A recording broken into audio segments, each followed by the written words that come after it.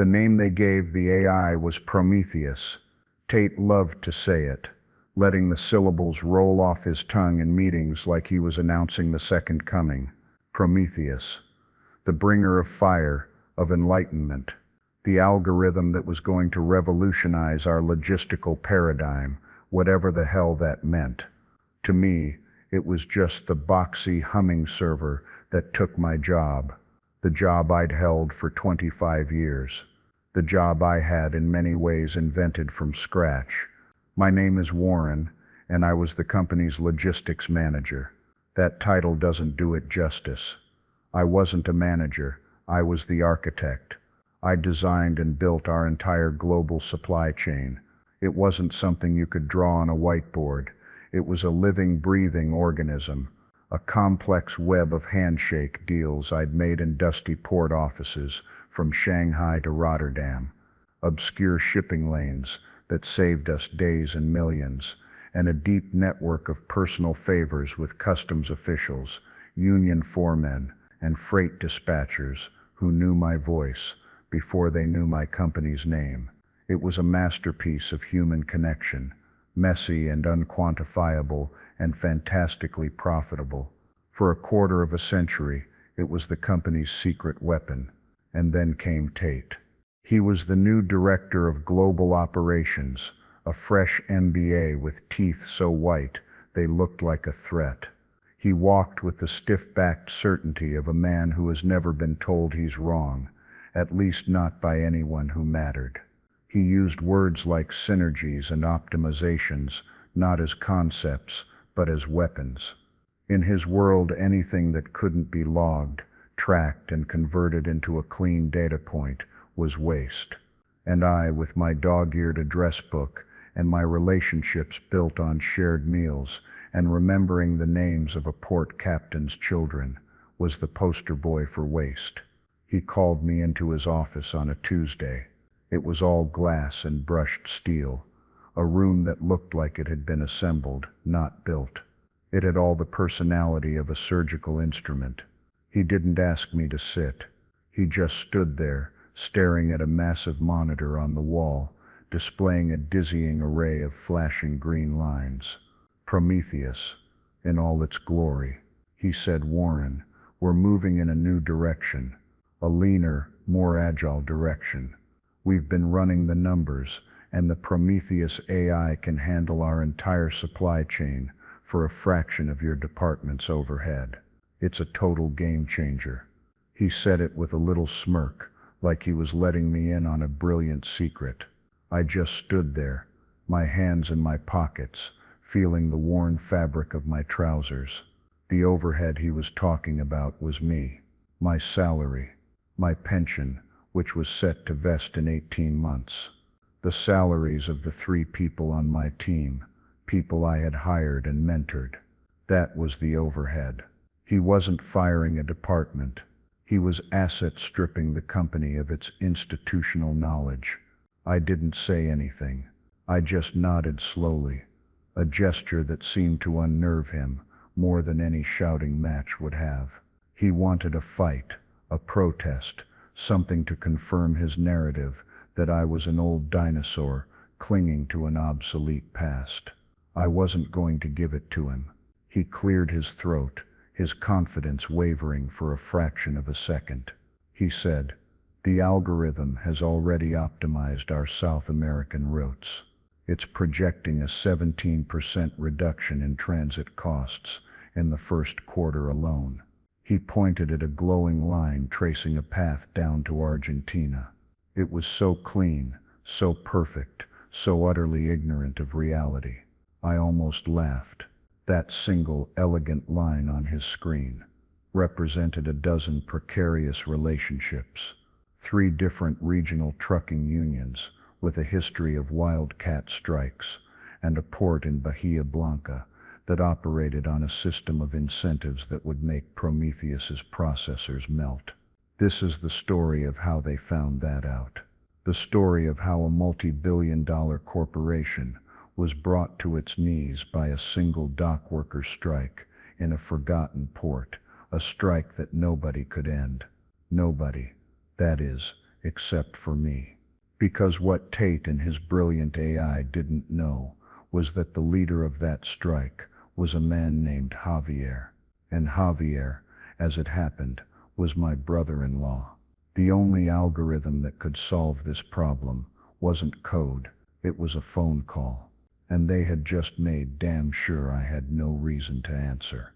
If you've ever poured your life into a job only to be told you're a line item on a spreadsheet, you'll want to hear how this ends. Let me know what you think in the comments, and don't forget to subscribe, because this is a story about the real cost of competence. Packing up my office was a strange, almost out-of-body experience. It was less a room and more a geological cross-section of my career. 25 years of sediment. The framed photo of the Maersk benefactor, the first vessel I ever chartered solo, a rust bucket that I managed to get out of Gdansk a day ahead of a longshoreman strike, a collection of cheap souvenir coffee mugs from a dozen different ports, each one a relic of a deal, hammered out over bitter coffee at 3 in the morning. Tucked in a drawer was an old leather-bound ledger, a gift from the old CEO, Mr. Henderson, when I first started. He'd told me, "Warren, the real business isn't done on computers. It's done in ledgers like this. It's done person to person." He was a man who understood that trust was a tangible asset. He was long retired, of course. His portrait hung in the lobby, a silent, smiling ghost of a bygone era. As I placed these things into a cardboard box, I could feel the eyes of my colleagues on me. Pity, fear, that familiar gut-churning look that says, if they can do it to him, they can do it to any of us. I didn't look at them. I just kept packing, my movements deliberate and calm. I wasn't just clearing a desk. I was witnessing the methodical erasure of a life's work. By the time I was done, the office was as sterile and impersonal as Tate's. Just another beige cube in a corporate hive. I walked out, carrying my box, and didn't look back. The drive home was a blur. The familiar route, the turns I could make in my sleep, felt alien. It was like my internal compass had been shattered. For 25 years, my identity had been woven into the fabric of that company. I wasn't just Warren, I was Warren from Omnicorp, the guy who could get a container of critical machine parts out of a lockdown port during a typhoon, the guy who knew a guy who knew a guy. Who was I now? Just a man in a sensible sedan with a box of memories on the passenger seat. When I pulled into my driveway, the house looked different too, quieter. I sat in the car for a long time, the engine off, just listening to the tick of the cooling metal. I was rehearsing the words. How do you tell your wife that the world you built together just got a foreclosure notice? How do you explain that the future you'd meticulously planned, the retirement, the travel, the comfortable final chapter, had just been canceled? My wife, Elena, was in the garden, tending to her roses. She had a sixth sense for my moods. She took one look at my face as I walked up the path, and she knew. She didn't say a word. She just wiped her dirt-stained hands on her apron, walked over, and wrapped her arms around me. She held me for a long moment, right there on the lawn, the scent of earth and roses filling the air. It was only then that the dam broke. Not with tears, but with a deep, shuddering sigh that felt like it came from the soles of my feet. It was the sound of a support beam giving way. I told her everything. The sterile office, Tate, the Prometheus AI, the casual, brutal efficiency of it all. She listened, her expression hardening from concern to a slow-burning anger. She wasn't angry at me. She was angry for me. When I finished, she shook her head, a small, fierce movement. "The fools," she whispered, "the arrogant, short-sighted fools." Then she looked at me, a glint in her eye. They think a computer can do what you do. A computer can't have a beer with a union boss in Antwerp. A computer can't build 2 decades of trust with a customs agent in Singapore. She paused, her lips curling into a wry smile. And a computer most certainly cannot call my brother in Bahia Blanca and ask for a favor. And there it was. The key. The piece of the puzzle that Tate, in all his data-driven wisdom, could never comprehend. Her brother, Javier. When Elena and I first got married, Javier was just a kid working the docks, full of fire and ambition. I saw a spark in him. On one of my trips down to Argentina, I took him under my wing. Omnicorp, under Mr. Henderson's leadership, wasn't just about extraction. We believed in building local partnerships.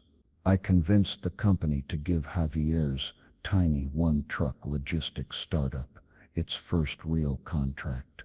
It was a risk, but I knew the kid was smart and hungry. I mentored him, taught him the ins and outs of the business, the unwritten rules of the trade. Over the years, his little company grew. He became a respected figure, a leader in his community. He never forgot who gave him his start. Our relationship wasn't just familial, it was forged in mutual respect and shared history. He had since moved on from running the company day to day and had become a powerful advocate for the dock workers, the head of their union. He was the man they listened to when the foreign corporations tried to squeeze them too hard. He was the human element Tate's algorithm couldn't process. That night, I couldn't sleep. I found myself in my garage, the one place that was truly mine. Surrounded by the smell of sawdust and old oil, I ran my hand over the cool metal of my project, a half-restored 1968 Ford Mustang. It was a wreck when I bought it, but piece by piece, I was bringing it back to life. It was a slow, methodical process. It required patience, knowledge, and a feel for how the parts fit together. You couldn't just follow a manual. You had to understand the machine's soul. As I stood there, a wrench in my hand, the parallels were almost too painful. I had built a machine too, a global logistics machine, and now some kid with a shiny new tool had decided to rip out its heart, convinced a soulless replacement would work just as well. But my resolve was hardening. This wasn't just about a lost job anymore. It was about my legacy. It was about the fundamental truth that Tate and his ilk refused to see, that the world, in its messy, unpredictable glory, still ran on people. I didn't know how it would happen. But I knew, with a certainty that settled deep in my bones, that sooner or later, their perfect, elegant, digital world was going to crash into my messy human one, and I was going to be there to watch. I went back inside, kissed my sleeping wife, and for the first time since that morning, I felt a sense of calm.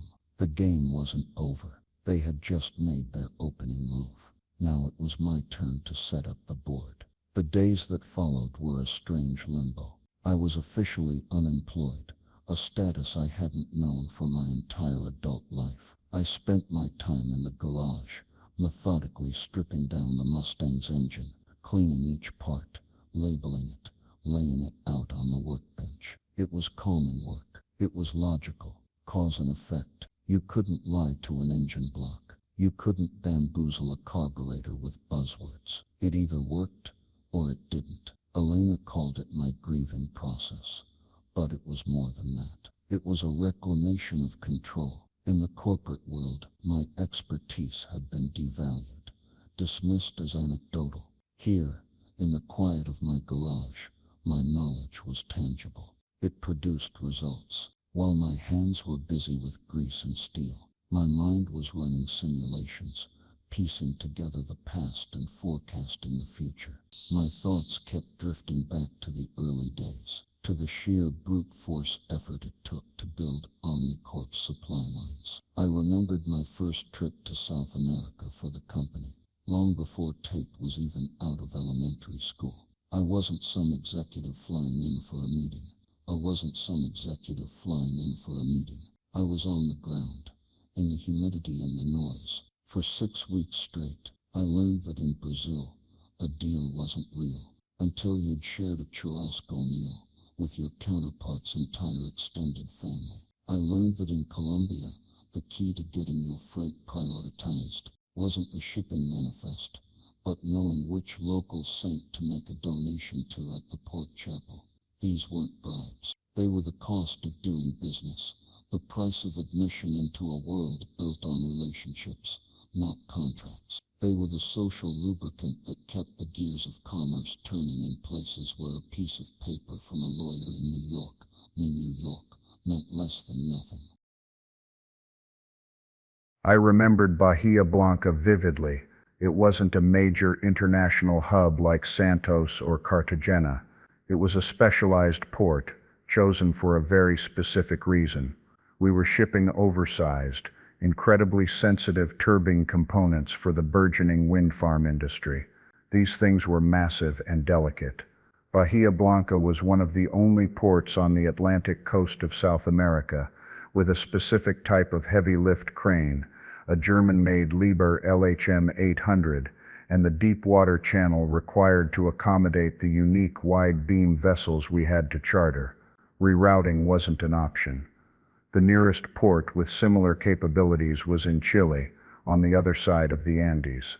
The logistics of moving that kind of cargo overland were a nightmare. A cascade of different rail gauges, customs choke points, and mountain passes that were frequently closed by weather.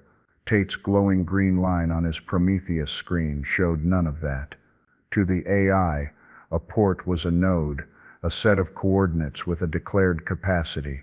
It had no concept of the rust on the crane's gears, the mood of the men operating it, or the political leanings of their union leader. This was the core of my system. Redundancy wasn't built with alternate routes. It was built with human loyalty. When a typhoon shut down the port of Hong Kong, my contact at a smaller private wharf in Shenzhen would call me and say, "Warren, I have one berth opening in 6 hours.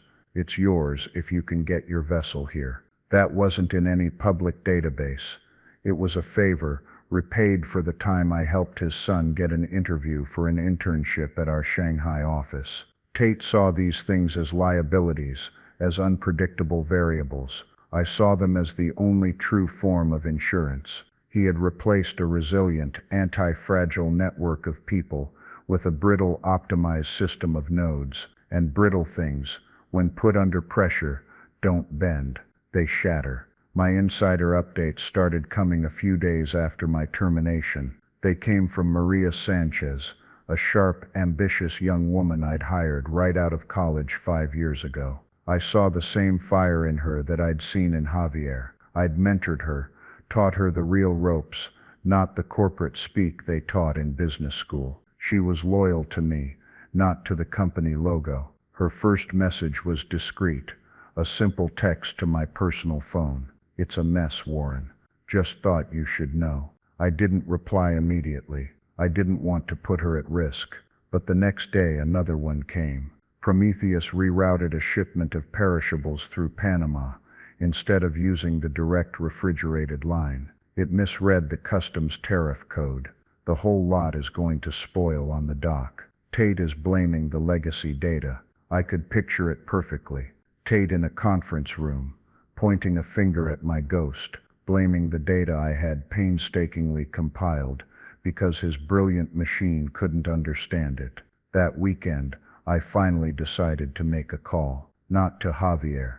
Not yet. It wasn't time. I called a lawyer, an old friend named Sam, who specialized in employment law. I told him the whole story. He listened patiently, taking notes. When I finished, he chuckled. "Warren, they're idiots," he said, his voice a gravelly baritone. "But lucky for you, they're arrogant idiots." I had him review my severance agreement. It was standard, a few months' pay in exchange for signing away my right to sue for wrongful termination. But the interesting part was the non-compete clause. It was boilerplate, clearly pulled from a template without any thought. It prevented me from working for a direct competitor in the integrated logistics sectors for a period of 6 months. This thing is tissue paper, Sam said. First, integrated logistics is so broad it's practically meaningless. Second, they'd have to prove you were actively using proprietary information to cause them harm.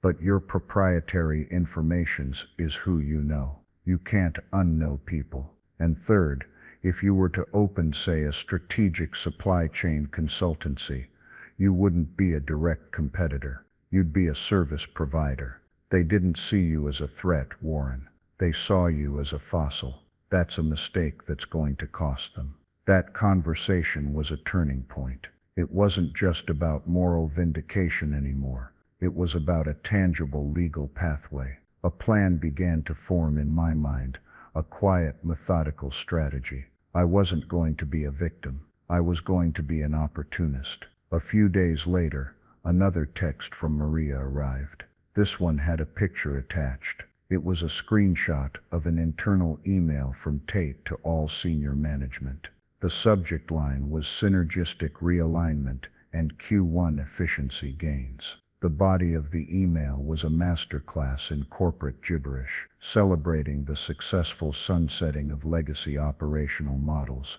and the flawless implementation of the Prometheus platform. It proudly announced the 17% cost reduction projection for the South American route. I looked at that email, and I looked at the gleaming half-assembled carburetor on my workbench. One was a fantasy, a self-congratulatory fiction built on bad data and hubris. The other was real. It was iron and brass and physics. I knew which one I'd bet on. I spent the rest of the afternoon meticulously reassembling the Mustang's fuel system. As I worked, I thought about Javi. I thought about the men on the docks in Bahia Blanca, men whose lives and livelihoods were just an inconvenient variable in Tate's equation. They were the fulcrum. They were the single point of failure. And Tate, in his infinite wisdom, had just handed me the lever. I didn't have to do a thing. All I had to do was wait for gravity and arrogance to do the rest.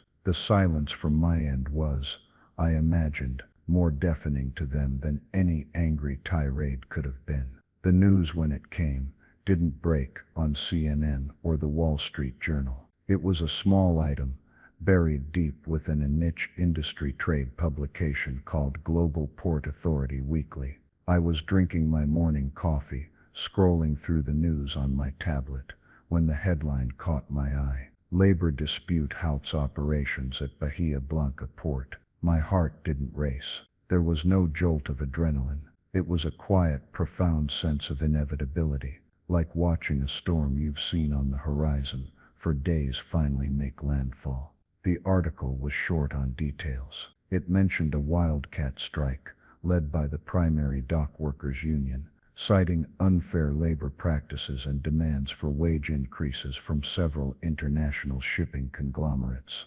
Omnicorp wasn't mentioned by name, but I knew. Oh, I knew. I took a slow sip of my coffee. The first domino had fallen. I didn't have to wait long for confirmation. My phone buzzed. It was Maria. It's happening, the text read. The Argentina route is completely shut down. Prometheus is going haywire. A few minutes later, another message, a screenshot of the Prometheus dashboard. The clean, elegant green line that Tate had been so proud of was now a blinking, angry red. A series of alerts cascaded down the side of the screen. No offline, rerouting failed, no viable alternate path, critical failure. It was beautiful. It was the cold, hard logic of the machine, admitting defeat. The AI, for all its processing power, had hit a problem it couldn't solve. It couldn't comprehend a group of men standing on a dock, refusing to work. It couldn't quantify solidarity. It couldn't process the concept of a human being saying no. Maria's updates became my window into the escalating panic at Omnicorp. She described a company in chaos. Tate had convened an emergency war room meeting. His initial reaction was disbelief, then rage. He was convinced it was a short-term disruption, a blip. He kept repeating, "The algorithm will find a solution. Let the system work." But the system wasn't working. Prometheus, in its infinite wisdom, had come up with a solution. Rewrote the cargo ships to the port of Buenos Aires. It was a logical suggestion.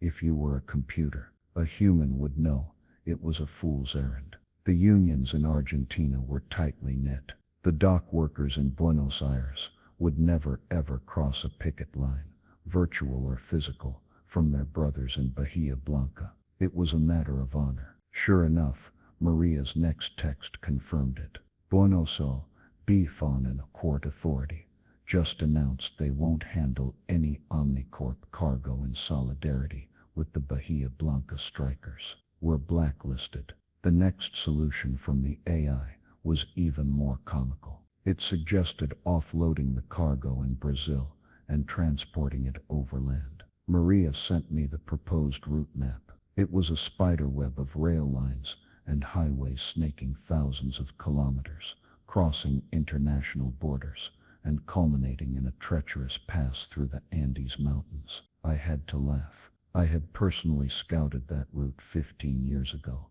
as a last resort contingency. I knew every customs bottleneck, every corrupt official, every stretch of road that washed out during the rainy season. It was a logistical nightmare that would take weeks, cost a fortune, and likely result in damaged goods. It was a theoretical solution, not a practical one. Tate, desperate and facing mounting pressure, apparently approved it. The chaos multiplied. They were now dealing not just with a shutdown, but with a self-inflicted logistical disaster, spreading their assets thin across a continent. The first crack in their armor appeared 3 days into the strike. My phone rang. The caller ID showed a name I hadn't seen in a while. Bill Sheridan, a senior VP of procurement. Bill was old guard, a contemporary of mine, who had survived the recent purges by keeping his head down. He was a decent man, but a company man through and through. "Warren," he said, his voice strained. "Hey, how's retirement?" "I'm not retired, Bill," I said, my tone perfectly neutral. "I'm a consultant now." There was a brief, awkward silence on his end. Right, of course. "Listen, Warren, crazy situation down in Argentina, huh? Just a total mess." He was fishing, trying to sound casual. "I was just thinking, you always had a knack for those situations. Had a lot of contacts down there. Just wondering if you, had any thoughts on who one might talk to get a read on the situation."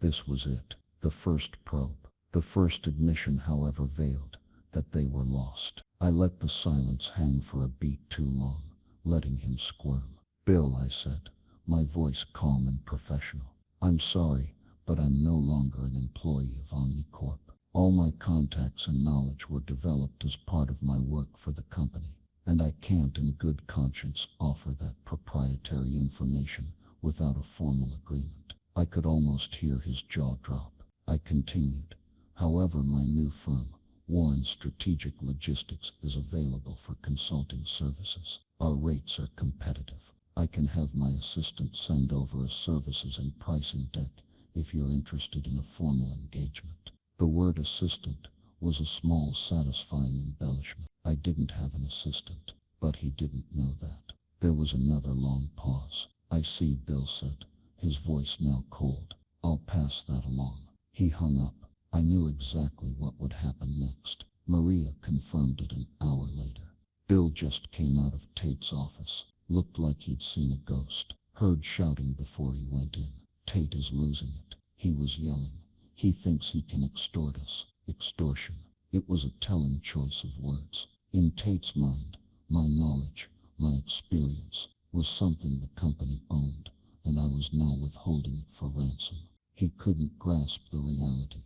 The company had chosen to discard that knowledge. It was no longer theirs to command. The cost of the shutdown was now being calculated in the millions per day. Their largest client for the turbine components, a massive energy conglomerate called AeroCorp, had production lines that were about to go idle. The pressure was building. The silent takeover was proceeding exactly as planned, and I hadn't had to do a single thing but answer my phone. And I hadn't had to do a single thing but answer my phone. The first tremor of the real earthquake came a week into the strike. It wasn't a text from Maria this time. It was a phone call. Her voice was shaking, a mixture of excitement and fear. "Warren, I did it," she said, her words tumbling out. "I just walked out of HR. I gave my notice. I can't do it anymore. It's not a company. It's a madhouse. Tate is blaming everyone but himself. He's running around talking about black swan events and geopolitical headwinds. He's a captain sinking his own ship and blaming the ocean." I felt a swell of pride. "Good for you, Maria," I said, my voice steady. "You made the right choice. What are your plans?" "That's the other reason I called," she said, her voice dropping a little. "David from procurement and Sarah from customs compliance, they quit too. This morning, we were talking, and we were wondering if Warren Strategic Logistics might be hiring." I smiled. It was starting. The hollowing out. A company isn't its buildings or its logo. It's the people, the institutional knowledge. And Omnicorp had just sprung a fatal leak. "Send me your resumes," I said. "Let's talk on Monday." The kill shot, however, came from an external source. It came 2 days later, on a Saturday afternoon. I was in the garage, torquing down the bolts on the Mustang's intake manifold, when my personal cell phone rang. The number was unfamiliar, a New York area code. I almost let it go to voicemail, but something made me answer. "Warren?" a gruff, familiar voice said. "It's Frank Miller." My heart skipped a beat. Frank Miller was the CEO of AeroCorp, our biggest, most important client. He was a no-nonsense, old-school industrialist who valued results above all else. I had spent years building a relationship of absolute trust with him. He knew that when I gave him my word on a delivery date, it was gospel. "Frank," I said, trying to keep my voice even. "Good to hear from you. What can I do for you? You can tell me what in the goddamn hell is going on at your old company." He boomed. There was no preamble. "I've got a $30 billion wind farm project in Patagonia on the line, Warren. My turbine production facility in Ohio shuts down in 48 hours if I don't get those components from Bahia Blanca. I've been on the phone with this Tate character. He's feeding me corporate garbage about reevaluating logistical matrices. I don't speak gibberish. I speak profit and loss. You always shot me straight. What's the real story?" I took a deep breath. This was the moment. The culmination of 25 years of building trust. My loyalty was to Frank, not to the company that had discarded me. "Frank, the real story is that they fired the only person who could fix this," I said, my voice low and direct. "They replaced a network of human relationships with an algorithm, and the algorithm failed. The port is on strike, and they don't have anyone on the ground who the strikers will even talk to." There was a long silence on the other end of the line. I could hear him breathing. "So you're not with them anymore," he said. It wasn't a question. "No, sir. I'm independent now." "Good," he said, the word cutting through the silence like a razor. "I don't give a damn about Omnicorp's internal politics. My contract is for turbine components, delivered on time. I don't care who does it. If you can get my parts out of that port, the contract is yours. I'll have my legal team break the agreement with Omnicorp citing non-performance. Can you do it, Warren?" The world seemed to slow down. This was it. Checkmate. It wasn't just about vindication anymore. It was about a multi-million-dollar contract falling right into my lap. "Yes, Frank," I said, my voice as solid as the engine block in front of me. "I can." It was only a matter of hours before my phone rang again. This time the caller ID simply said Omnicorp. I let it ring twice before answering. "Warren," a voice snapped. It was Tate. All pretense of corporate politeness was gone. His voice was high-pitched, strained with panic and rage. "What did you do?" "I'm not sure what you mean, Tate," I said calmly, enjoying the sound of his unraveling. "Don't play dumb with me," he shrieked. "Frank Miller at AeroCorp just called our CEO. He's threatening to pull the contract. He said he's talking to you. You're actively poaching our clients. This is a clear breach of your non-compete agreement. We will sue you into the ground, Warren. We'll take everything." I let him finish his tirade. I let the threats hang in the air. Then I said, my voice as cold and quiet as a winter morning, "Tate, I suggest you have your lawyers take another look at that non-compete they had me sign. My lawyer and I found it to be rather porous. As for poaching, I haven't made a single outgoing call. Your clients are calling me. There's a difference. You see, you thought my value was in a system that you could replicate with code. But my value was never in the system. It was in the trust. Trust you can't buy, and you certainly can't program. You made a business decision to cut costs. Now you're seeing the real cost of that decision. Competence isn't cheap until you lose it." I hung up the phone before he could reply. The power had shifted. It was no longer a silent takeover. It was a rout. The final act was swift and brutally efficient. I didn't deal with Tate or Omnicorp directly. That would have been messy, emotional. This was business. My lawyer, Sam, communicated with Frank Miller's legal team at AeroCorp. They in turn dictated the terms to Omnicorp's shell-shocked executives. There was no negotiation. It was an unconditional surrender. Warren Strategic Logistics, LLC, a company that was until a week ago just a name in my head, was to be engaged as an independent primary logistics consultant for AeroCorp. My fee was not an hourly rate. It was a flat problem resolution fee of $2 million, payable upon the successful movement of the first shipment from Bahia Blanca. That figure wasn't arbitrary. It was to the dollar, 50% of the annual savings Tate had projected from his brilliant AI. A little poetic justice I couldn't resist. Furthermore, Omnicorp was to bear all costs associated with the new labor agreement in Argentina, and my company would receive an ongoing multi-year contract to manage the entire AeroCorp supply chain at a rate 10% higher than what Omnicorp had been charging. They had no choice but to agree. The alternative was losing their biggest client and facing a catastrophic lawsuit for non-performance. With the contract signed and the retainer wired to my newly opened business account, I finally made the call I'd been waiting to make. I walked out to my back patio, the cordless phone feeling solid and heavy in my hand, and dialed the international number from memory. It rang twice. D-Game.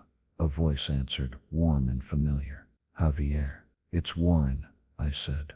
"Warren, hermano, how are you? I heard you finally left that soulless corporation. Elena told me." "Good for you. Are you enjoying your freedom?" His voice was full of genuine warmth. There was no talk of the strike, no business, just family. "I am, Javier. I am.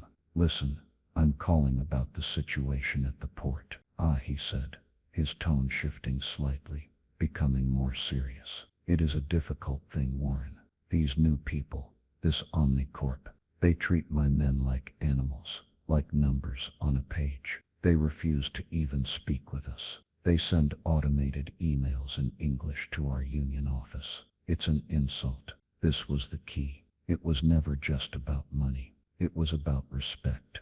"I know, Javier," I said, "and I'm sorry for that. But things have changed. I'm no longer with Omnicorp. I'm now consulting directly for their client, AeroCorp. And my client has authorized me to meet all of your union's demands. The wage increase, the new safety equipment, the back pay, all of it. We'll draw up a new contract, a direct one between the union and AeroCorp's logistics provider, which is me." We cut Omnicorp out of the deal entirely. There was a pause on the line. I could hear the sounds of the city in the background, the life that continued on, regardless of corporate drama. "You can do that?"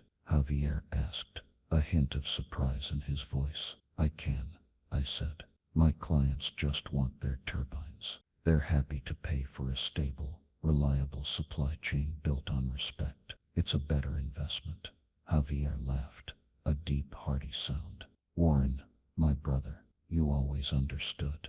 The algorithm is simple. You treat people like people. The port will be open for your ships tomorrow morning.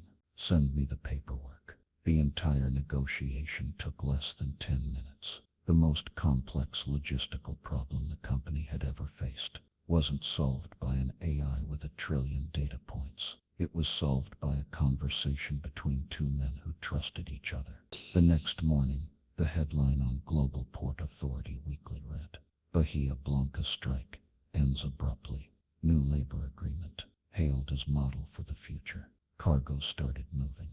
AeroCorp's production line stayed open.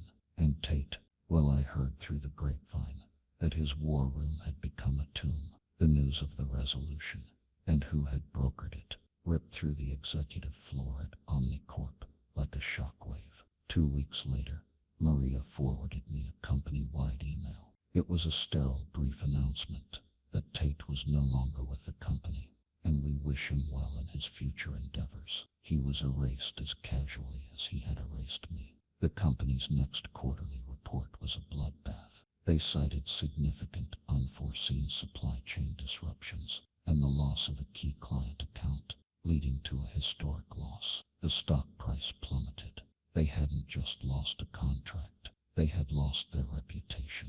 They had shown the world that their foundation was hollow. My new office wasn't a glass and steel monument to ego. It was a modest but functional space downtown. My team consisted of Maria, David, and Sarah. We were small, agile, and an absolute powerhouse of expertise. Our primary assets weren't servers.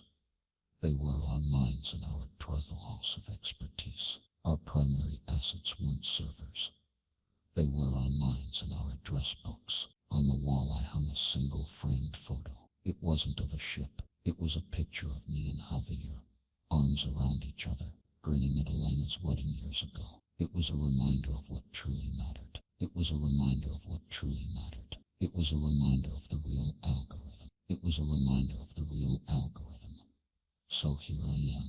It's been a year since they pushed me out. Warren Strategic Logistics now has 12 clients, including 2 more that left Omnicorp to come with us. We're more profitable than I ever could have imagined, because we don't sell logistics.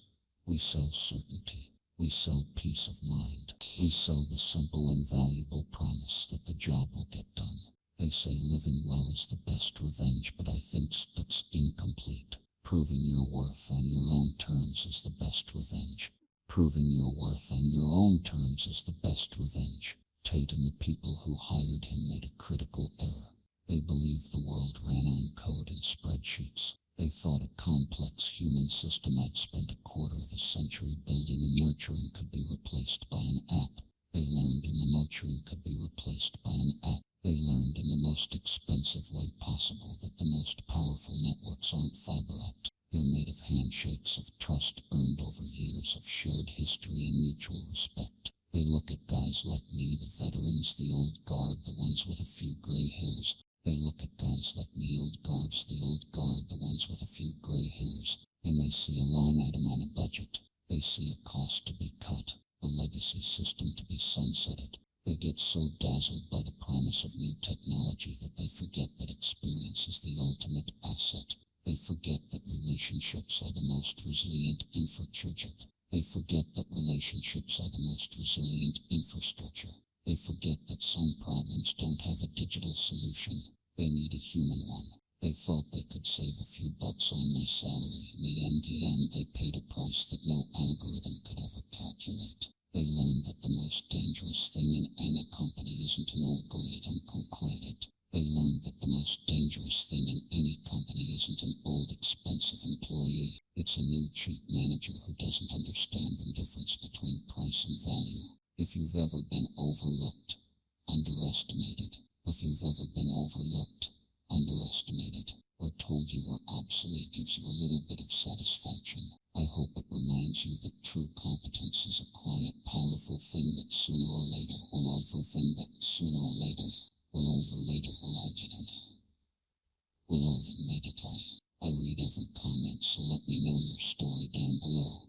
every comment, so let me take what they did. I read every scene it take to get what they deserved. And if this story resonated with you, do me a favor, like this video. Share it with someone who needs to hear that their experience matters. Their experience matters. Their experience matters. And make sure you hit subscribe button for more stories about the triumph of competence over arrogance. Trust me, every